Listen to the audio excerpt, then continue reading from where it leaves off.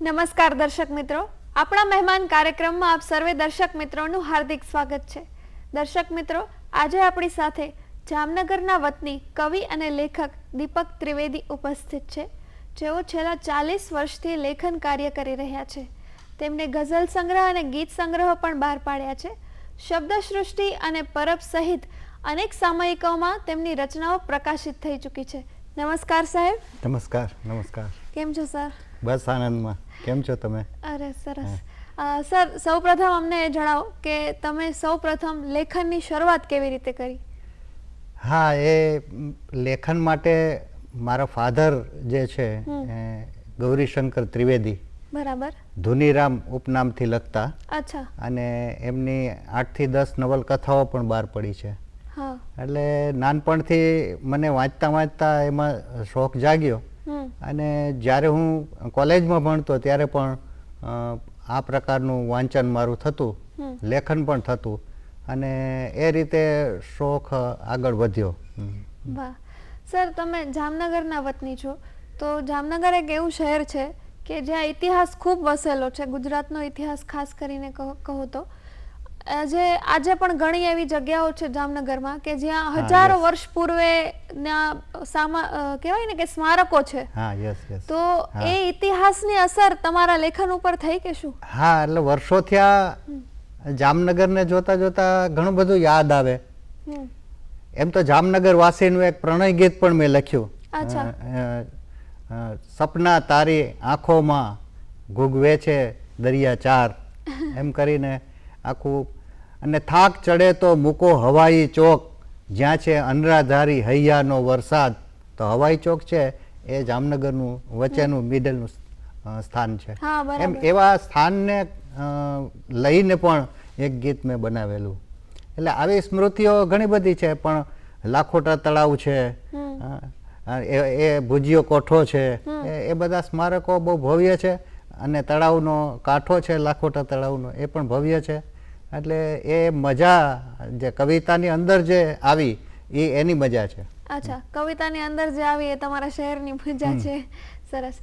Sir, તમે એમ કહ્યું કે તમારા પિતાશ્રી પણ લખતા હતા અને એમને નવલકથાઓ લખી, તો એ સાહિત્યમાં હતા, તમે પણ સાહિત્યમાં છો, પણ નવલકથાઓ એ લખતા અને તમે કવિતાઓમાં કેવી રીતે પ્રવેશ કર્યો? હા, એટલે સાહિત્ય એ સાહિત્ય છે આમ જુઓ તો. શબ્દોનું મમત્વ તમને જે છે એ તમને સાહિત્ય તરફ દોરી જાય છે. એટલે નવલકથાઓ વાંચતા વાંચતા પાત્ર વિશે, પાત્રલક્ષી તમને જે કંઈ વિચાર આવે એ કવિતામાં કન્વર્ટ થઈ શકે તરત જ. એટલે નવલકથા છે એ જુદા જુદા ચેપ્ટરમાં વહેંચાયેલી હોય, પણ આપણું કવિતા છે એ પાત્રલક્ષી હોય, અને કવિતામાં ઘણા બધા વિષયો આવતા હોય, એવું બની શકે. એટલે સાહિત્યને આપણે જુદું નથી પાડતા, પણ એના ફોર્મ્સ એટલે કે સ્વરૂપો જુદા છે. બરાબર છે. સ્વરૂપો. સર, અત્યારે આપણે કવિતાઓની જ વાત કરીએ છીએ, તો હું વિનંતી કરીશ કે અમારા દર્શક મિત્રોને એક કવિતા તમે સંભળાવી શકો તો. ક્ષણનો આકાર કવિતાનું શીર્ષક છે. કે આ મનખો તો ક્ષણનો આકાર, એટલે આપણું જે આ શરીર છે એ સમયના તરંગો જ છે, બીજું કશું નથી. આમ જુઓ તો તરંગો છે છેલ્લી શોધ મુજબ. તો એ વાત અહીંયા કરી છે કે મનખો તો ક્ષણનો આકાર, સમય પસાર થતો જાય એમ મનખો પણ પસાર થઈ જાય. ઉડે 10 દિશાઓની પાર, એને માટીમાં ભળતા શું વાર. મનખો તો ક્ષણનો આકાર. વાયરાઓ સુગંધી નાક બની જાય, વાયરાઓ સુગંધી નાક બની જાય, અને આંખ બને દર્પણનો કાચ, અને આંખ બને દર્પણનો કાચ. શબ્દોના આકાશી ડાયરામાં ચામડી, તું પારદર્શક કાગળિયો વાંચ, તું પારદર્શક કાગળિયો વાંચ. શ્વાસ લેવાની ઈચ્છાનો ભાર, શ્વાસ લેવાની ઈચ્છાનો ભાર, જીવ લે છે એ કાયમ ઉધાર. આ શ્વાસ માણસને ઉધાર જ મળે છે ઈશ્વર તરફથી. એને માટીમાં ભળતા શું વાર. અંદર બેઠો છે એ ચૂપ અને વૈરાગી, આંખોથી દીઠો ન જાતો. આ આપણા આત્માની વાત છે. અંદર બેઠો છે એ ચૂપ અને વૈરાગી, આંખોથી દીઠો ન જાતો. એને જ્ઞાન આખા ગામનું છે, તોય એ તો ત્યાંથી ઊભોય નથી થતો. હા, આત્મા સ્થિર છે, આત્મા કંઈ કામ કરતો નથી, આત્મા ક્રિયા કરતો નથી. એને જ્ઞાન આખા ગામનું છે તોય એ તો ત્યાંથી ઊભોય નથી થતો, એને જગમાં ફેલાયેલો ધાર, વિશ્વવ્યાપી છે આત્મા તો. એને જગમાં ફેલાયેલો ધાર, એવા તીર્થ તારામાં અપાર. આ મનખો તો ક્ષણનો આકાર, આ મનખો તો ક્ષણનો આકાર. વાહ સર, તમે પ્રોફેસર પણ રહી ચૂક્યા છો, રિટાયર્ડ પ્રોફેસર છો તમે, અને એન્જિનિયરિંગ કોલેજમાં તમે ભણાવો છો. તો મારો એક પ્રશ્ન, એક કુતૂહલ એવું છે કે મેં મોટાભાગે જોયું છે કે એન્જિનિયરિંગ કોલેજમાં ભણેલા વિદ્યાર્થીઓ હોય અથવા એન્જિનિયરિંગ કરેલા સ્ટુડન્ટ્સ હોય કે ટીચર્સ હોય, કોઈ પણ હોય, તો એમનો આર્ટમાં વિશેષ પડતો રસ હોય છે. એટલે શું એન્જિનિયરિંગના અભ્યાસ દરમિયાન જ કોઈ એવી ટ્રેનિંગ મળે છે એમને, કે આ યોગાનુયોગ બનતી ઘટનાઓ છે? સરસ પ્રશ્ન છે. માત્ર એન્જિનિયરિંગ પૂરતોય મર્યાદિત નથી આ પ્રશ્ન મેડિકલમાં પણ છે. પણ જ્યારે એન્જિનિયરિંગ ફિલ્ડમાં તમે હો છો ત્યારે એન્જિનિયરિંગના વિવિધ આકારો, તમને જે પદાર્થના વિવિધ આકારો, એનો અભ્યાસ થાય છે. પદાર્થનો અભ્યાસ થાય છે, પદાર્થની અંદરના ભાગનો અભ્યાસ થાય છે, પણ એ મિકેનિકલી હોય છે, એ બહારના તત્વો છે. એ બહારના તત્વોને ભણતા ભણતા વિદ્યાર્થી ક્યારે અંદરના તત્વોમાં પ્રવેશી જાય છે એના રસના વિષય સાથે, એનો ખ્યાલ રહેતો નથી. એટલે મેડિકલમાં પણ એવું બને છે કે એ માનવ શરીરને ભણતા ભણતા માનવ શરીરની અંદર પ્રવેશી જાય છે. અને મેડિકલના ઘણા ડોક્ટરો પણ આ રીતે કવિતા લખે છે, એન્જિનિયરો પણ આ રીતે કવિતા લખે છે, એડવોકેટ પણ કવિતા લખે છે. મારા ગુરુ છે હરકિશનભાઈ જોશી, એ એડવોકેટ હતા, સારા એવા જામનગરના બહુ નામાંકિત એડવોકેટ હતા. એટલે એવું નથી કે આ ફિલ્ડમાં જ ખાલી રહેલા લખે છે, બહારના ફિલ્ડના પણ લખે છે. સર, તમે જ્યારે ભણાવો વિદ્યાર્થીઓને ત્યારે એ સ્ટુડન્ટ્સમાંથી કોઈએ તમને એમ કહેલું કે સર આજે મેં આ કઈ રચના લખેલી છે, તો શું તમારા કોઈ રિવ્યુ આપો અથવા તમારી રચનાઓ સાંભળીને કોઈ એપ્રિશિએટ કરે, એવી ઘટનાઓ બની? હા, એવું વારંવાર બને. કારણ કે જ્યારે હું કોલેજમાં ભણાવતો ત્યારે અને ભણતો ત્યારે બંને સમયે અમે એક ભીતપત્ર ચલાવતા. હું વિદ્યાર્થી હતો ત્યારે ભીતપત્ર ચલાવતો, અને હું જ્યારે પ્રોફેસર હતો ત્યારે પણ ભીતપત્રો માટે ગાઈડન્સ આપતો. તો એમાં કવિતાઓ, વિદ્યાર્થીની કવિતા હોય, સંપાદક તરીકે મારી કવિતા પણ હોય. એટલે એવું વિદ્યાર્થીઓમાં વારંવાર થવાથી દરેક વિદ્યાર્થીને એની પ્રેરણા મળતી. અને આપણો હેતુ એ હતો કે કવિતા છે એ લોકોમાં જાય ખાસ તો, અને લોકોમાં જે આ જાય છે કવિતા, ખાસ કરીને વિદ્યાર્થીઓ, જે ઉગતા વિદ્યાર્થીઓ છે, એમાં જો કવિતા જાય તો એ કવિતા લખીને આવે, એની નોટબુક બતાવે, તો મને બહુ આનંદ થતો કે આપણે આ પ્રવૃત્તિ કરીએ છીએ એ બધું વ્યાજબી છે અને સારી દિશામાં છે. સર, તમારા ઘણા બધા પુસ્તકો પણ બહાર પડેલા છે, ગદ્ય અને પદ્યના. તો હું તમને વિનંતી કરીશ કે પુસ્તક વિશે પહેલા થોડી માહિતી અમને આપો કે પદ્યના પુસ્તકો કેવા તમે બહાર પડેલા છે, અને કોઈ રચના હોય તમને યાદ હોય તો એ પણ. મારા જે પદ્યના છે એ 2 પુસ્તકો બહાર પડ્યા છે. પહેલા પુસ્તકનું નામ છે દરિયો ડોલિયો સઈ, 1999માં બહાર પડ્યું છે.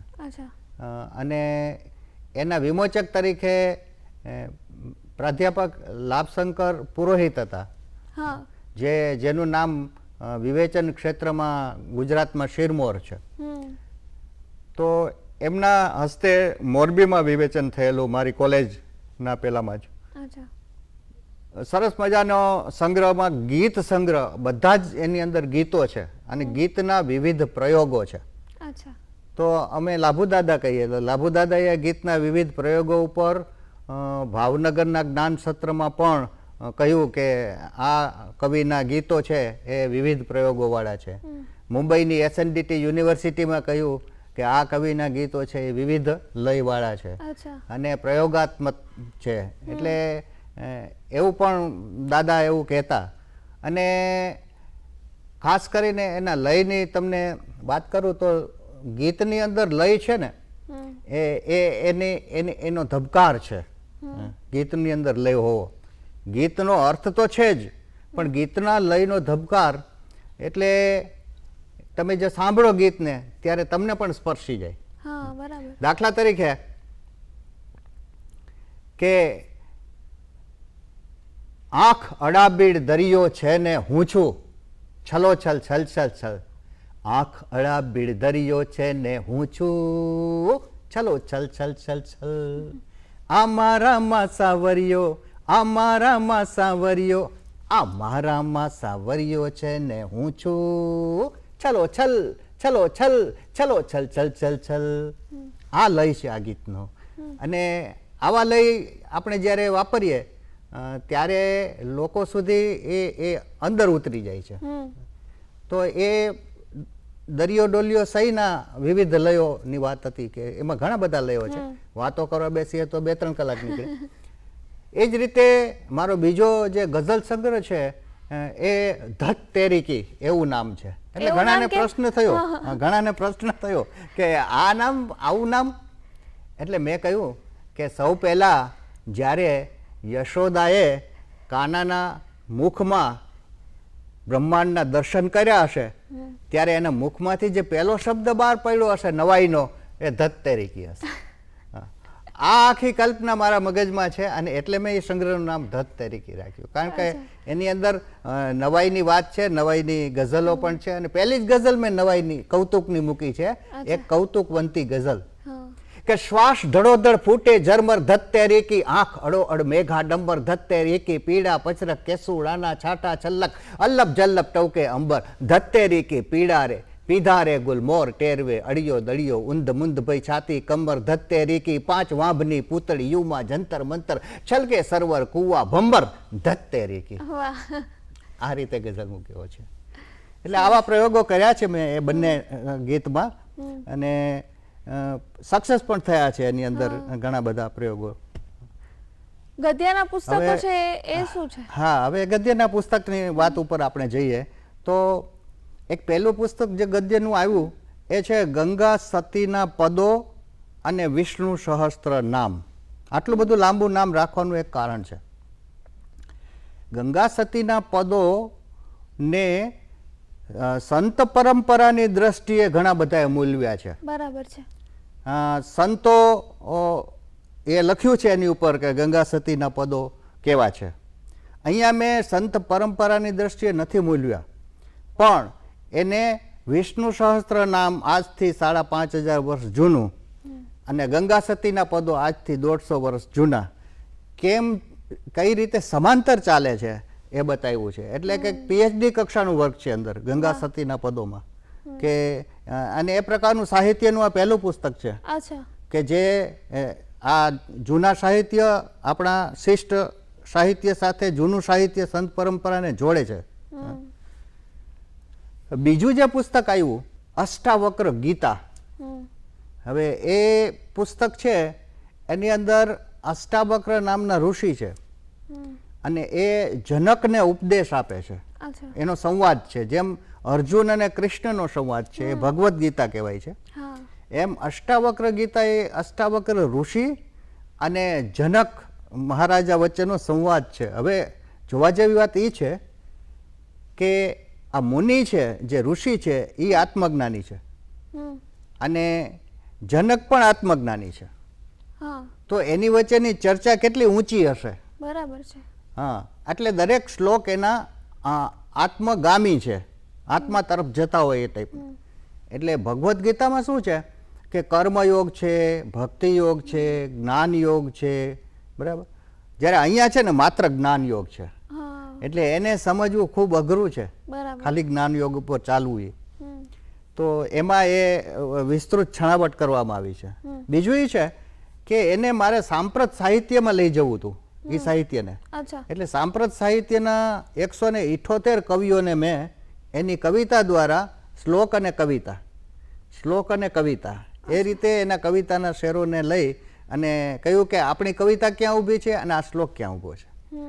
એટલે એ પ્રકારનો અષ્ટાવક્ર ગીતાનું પાછું ફરીથી કહું કે આ પહેલું પુસ્તક છે કે જેની અંદર આ સામ્યતા અને તુલનાત્મક અભ્યાસ હોય. ગદ્ય અને પદ્ય બંનેમાં પ્રયોગો કરેલા. યસ, એમાં પ્રયોગ છે. હવે ત્રીજું પુસ્તક છે એ હમણાં બહાર પડ્યું છે 2024માં અને એ છે પતંજલિ યોગ સૂત્રો. સદી પહેલાની 200 વર્ષ પહેલાં, ઈસવીસન પૂર્વે 200 વર્ષ પહેલાં જે પતંજલિનો જન્મ, અને ત્યારે યોગના એટલા બધા ફાટાઓ હતા કે પતંજલિને એમ થયું કે યોગ કયો કહેવાય આમાંથી, એ ખ્યાલ નહોતો, એવી દશા હતી ત્યારે. તો પતંજલિએ શું કર્યું કે બધા જ યોગમાંથી એનો સાર લઈ અને એના સૂત્રો બનાવ્યા. એટલા બધા ટૂંકા સૂત્રો છે એની અંદર. અચ્છા. હા, અને એનાથી ટૂંકું કોઈ હજી લખ્યું જ નથી વિશ્વમાં. અચ્છા. હા, આજની તારીખે. તો એટલું બધું ટૂંકા સૂત્રમાં એણે એટલી બધી લાંબી ચર્ચા કરી છે.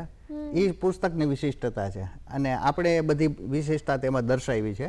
યોગ પણ છે, સાહિત્ય પણ છે, અને એની સાથે સાથે એની વિશિષ્ટતા પણ છે. એટલે સાંપ્રત સમયમાં એવું કહેવાય છે ને કે ભાઈ લાંબુ લખવું છે એ સરળ છે, પણ ટૂંકું લખવું એ હા, અઘરું અઘરું છે. છે. એટલે એ સમયમાં એમણે કરેલું છે, કેવડી મોટી વાત કહેવાય. હા. સર, અત્યારે આપણે આધ્યાત્મની ઘણી બધી વાતો કરી, તો હું તમને એક નાનકડી વિનંતી કરીશ કે આધ્યાત્મિક રચનાઓ તમારી કોઈ હોય તો અમારા દર્શક મિત્રોને તમે સંભળાવી હા, શકો. ચોક્કસ સાંભળીએ. જો વ્યક્તિને બંધન છે દેહનું, અને આ દેહના બંધનથી જ્યારે મુક્ત થાય ત્યારે એનું નિર્વાણ અથવા તો મોક્ષ થયો કહેવાય. તો મોક્ષ તરફની ગતિ છે એ આપણા શાસ્ત્રોમાં બતાવી છે કઈ રીતે થઈ શકે. રામાયણમાં નવધા ભક્તિ બતાવી છે, એ જ રીતે મહાભારતમાં પણ નવધા ભક્તિ બતાવી છે. બે અલગ અલગ છે, પણ બંનેમાંથી એક અર્થ નીકળે છે કે મોક્ષ તરફનું પ્રયાણ. અહીંયા પણ મારું આ જે કાવ્ય છે એ કંઈક એ દિશામાં લઈ જાય છે તમને. અચ્છા. કે દેહનું પોતતો પાંગડું પાંગડું. દેહનું સ્વરૂપ છે ને એ પાંગડું છે, ક્યારે જતું રહેશે એ નક્કી નથી. દેહનું પોતતો પાંગડું પાંગડું, સંતજી લે સકળ તો ઘણું તો ઘણું. સંત છે એ સકળને ઝીલે છે, સમગ્રને ઝીલે છે. ને માર્ગમાં આવશે રત્નનું ઝાડવું. લાલચ આવશે માર્ગમાં. માર્ગમાં આવશે રત્નનું ઝાડવું. મન કહે પરમ સુખ આ નથી, આ નથી. મન કહે પરમ સુખ આ નથી, આ નથી. ને પર્ણના જંગલો ઘાસનું ઉગવું. પર્ણના જંગલો ઘાસનું ઉગવું. પ્રકૃતિથી છતાં છૂટવું છૂટવું. આપણા સાંખ્ય યોગમાં એવું કહ્યું છે કે પ્રકૃતિ અને પુરુષ બે તત્વ છે, અને બંને જેને કહેવાય પરમેનન્ટ છે. તો પ્રકૃતિ સાથે તમે જોડાયેલા હો, અને પુરુષ એટલે આત્મા. તો પ્રકૃતિ અને આત્માનું મિલન છે ને એ સંસાર છે. અને આખરે તમારે જે મોક્ષમાં જવું હોય તો પ્રકૃતિથી છૂટવાનું છે અને આત્મામાં રહેવાનું છે. તો પર્ણના જંગલો ઘાસનું ઉગવું, પ્રકૃતિથી છતાં છૂટવું છૂટવું. ભોગવે 5 ઇન્દ્રિયને ક્ષણજીવી. ભોગવે 5 ઇન્દ્રિય તે ક્ષણજીવી. છેદ એ સુખનું વાદળું વાદળું. સુખ દેખાતું હોય એ આભાસી સુખ છે. બરાબર છે. જે સુખ દેખાય છે આભાસી છે, અને એ સુખની પાછળ દુઃખ છુપાયેલું છે, આપણને ખબર નથી. સુખ અને દુઃખ સાથે આવે. વાદળું છે, આજે છે કાલે વયું જશે. અને એ વાદળા જેવું છે, એટલે એ સુખનું વાદળું પણ તું છેદી દે. ચાલવું છે અહીં ચાલવું ચાલવું. થંભવું એ સમજ પૂતળું પૂતળું. થંભી જા તો તું નિષ્ક્રિય બની જઈશ, પણ તું ચાલ્યા રાખ અને આમાં ગતિ કર તો કંઈક મેળવી શકીશ. તત્વને પામવા એ પણ નિર્ગુણા. હવે છે ને ગુણમાંથી નિર્ગુણ તરફની ગતિ છે. તત્વને પામવા એ પણ નિર્ગુણા. જાત ભૂલી જવી આપણી આપણી. આપણી જાતને જ્યારે આપણે ભૂલી જઈએ, ભાન ભૂલી જઈએ, નરસિંહ મીરાની જેમ એકદમ એમાં ઓતપ્રોત થઈ જઈએ, હા, તો એ જે કક્ષા છે ને એ મોક્ષના માર્ગ તરફ તમને લઈ જાય. એટલે સર, લેખન અને જીવન એ બે વચ્ચેનો જે સંબંધ છે એને કેવી રીતે આપણે દર્શાવી શકીએ? હા, યસ. જીવન છે ને એ તમારી વાસ્તવિકતા છે, અને એ વાસ્તવિકતાને પકડી અને તમારી પાસે આવતા શબ્દો, અને એ શબ્દોથી જ્યારે તમે એ શબ્દો દાખલા તરીકે હંગામી હોય, પરમેનન્ટ ના હોય, પણ એનાથી ચિરંજીવ તરફ જવું એટલે એ લેખન છે. તો એક શબ્દ વૈખરી કહેવાય આ ભાષાના છે ને 4 પ્રકાર છે. એક વૈખરી છે, એક પશ્યંતી છે, એક મધ્યમાં છે અને એક પરા છે. અચ્છા. આ 4 ભાષામાંથી આપણે જે અત્યારે ચર્ચા કરી રહ્યા છીએ એ વૈખરી ભાષા છે. અચ્છા. ત્યાર પછી તમે એની અંદર કંઈક ચિત્રીકરણ જુઓ, ચિત્ર જુઓ, અંદર એ શબ્દના આકાર જુઓ તો એ પશ્યંતી છે. પશ્ય એટલે જોવું. અને ત્યાર પછી એને વ્યક્ત કરો આ માધ્યમથી. જ્યારે વિશુદ્ધ ચક્ર હોય છે અહીંયા, એ વિશુદ્ધ ચક્રથી જ્યારે વ્યક્ત કરો ત્યારે એ મધ્યમાં છે. અચ્છા. અને જ્યારે તમે નાભીથી બોલો અને નાભીથી વ્યક્ત કરો, જે માત્ર મૌનમાં જ તાકાત છે, એ પરા છે. અચ્છા. એટલે આ 4 ભાષાઓ છે. આમ તો વાણી છે, વાણી કહેવાય છે આને, 4 વાણી. તેમાં પરાવાણી છે એ બહુ શક્તિશાળી છે. અને એ પરાવાણી તરફ આ જે લેખન છે ને એ તમને લઈ જાય. વૈખરી વાણીથી શરૂ થાય અને પરાવાણી સુધી લઈ જાય એ તમારું લેખન. અને જીવન પણ એ જ પ્રકારનું છે. જીવનમાંય તમે શરૂઆતમાં બહુ બોલવું એવું હોય છે, પણ ધીરે ધીરે તમે શાંત થતા થતા મૌન તરફ જતા રહ્યો છો. જીવન પણ એ જ છે. એટલે આ 2 અભિવ્યક્તિ એક જગ્યાએ મળે છે. સર, તમે બહુ સારી વાતો કરી અમારી સાથે. અંતે હું તમને એક વિનંતી કરીશ કે અમારા દર્શક મિત્રો છે જે તમને જોવે છે, ઉભરતા કલાકારો છે, ઉભરતા લેખકો, કવિઓ છે, એમને તમારો કોઈ સંદેશો જે તમે આપવા માંગશો? હા, એક વસ્તુ મને દેખાય છે ખાસ કરીને કે જે લેખનમાં વ્યસ્ત છે એ એક દિવસ તો સારું લેખન કરી શકશે. એટલે એને મહેનતપૂર્વક એ કામ ચાલુ રાખવું. આજુબાજુના લોકો એની નોંધ લે કે ન લે એની કાંઈ જરૂર નથી. પણ અત્યારે માધ્યમો તો ઘણા વિકસી ગયા છે. દાખલા તરીકે આપણો મોબાઈલ છે, તો મોબાઈલના સદુપયોગ અને દુરુપયોગ એની તરફ દ્રષ્ટિ નાખીએ તો દુરુપયોગ એ છે કે તમને લખતા રોકી દે, ખાલી ચિત્રીકરણમાં જ લઈ જાય, ફિલ્મ જોવા ને ગીત સાંભળવા ને એવા તરફ તમે જાઓ. ભલે ગીત એ પણ એક કવિતા છે, પણ એને સમજપૂર્વક તમે જો સમજો અને પછી ત્યારે તમારા સ્થાનમાં આવો તમે અને લખવાની ક્રિયાઓમાં જોડાઈ જાઓ તો મોબાઈલમાં પણ તમે ઘણું બધું વાંચી શકો છો. દાખલા તરીકે બજારમાં જાઓ તો તમારે ઘણા બધા પૈસાનો ખર્ચ કરીને પુસ્તક લેવું પડે છે. જ્યારે મોબાઈલમાં એ પુસ્તક અવેલેબલ છે અને વાંચી શકો છો ફ્રી ઓફ, તો મોબાઈલનો એ રીતે ઉપયોગ થાય તો જ્ઞાનનો પણ પ્રસાર થશે અને જ્ઞાનમાં તમારી કવિતાઓ પણ દીપી ઉઠશે.